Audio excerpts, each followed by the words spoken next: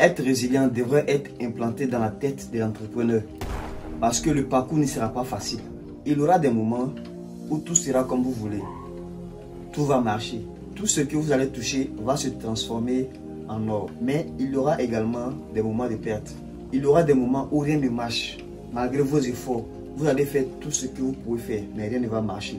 Il faut savoir que personne n'est à l'abri de ces moments-là. Si tu veux vraiment durer dans le jeu de l'entrepreneuriat, tu dois t'adapter à ces moments-là. Sachez qu'il y a un prix à payer pour toute chose, pour toute réussite, pour tout objectif. Alors il serait mieux de payer le prix pour ce que l'on aime. Et si tu ne payes pas le prix pour ce que tu aimes, tu vas payer le prix de regarder la vie t'imposer certaines choses de façon hasardeuse. Il y a des moments où tout va marcher, tout viendra à vous. Vous allez vous croire super puissant.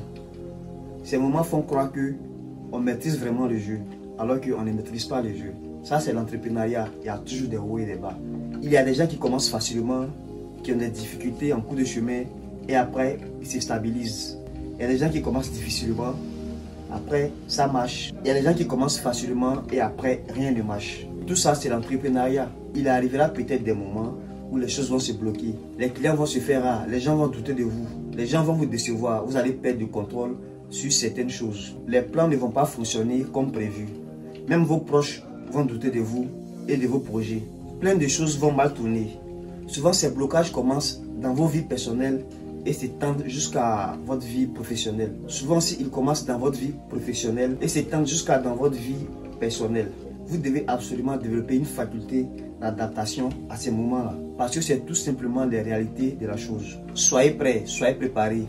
L'entrepreneuriat est une longue lutte. Si vous voulez survivre à cette bataille, préparez-vous mentalement. Vous n'avez pas le choix que de vous préparer mentalement. Et je pense que ce n'est pas une option, mais une obligation. Dans mon livre, j'appelle ces moments où les choses vont mal, les jours froids. C'est en réalité une période de trouble. Mais gardez à l'esprit que tout ce qui a un début a également une fin. Les douleurs ne seront pas éternelles.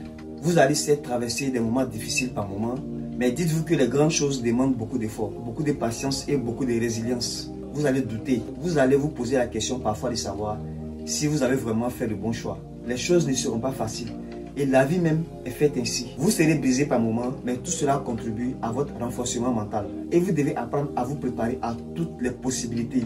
Même lorsque les choses vont bien, préparez-vous à toutes les situations.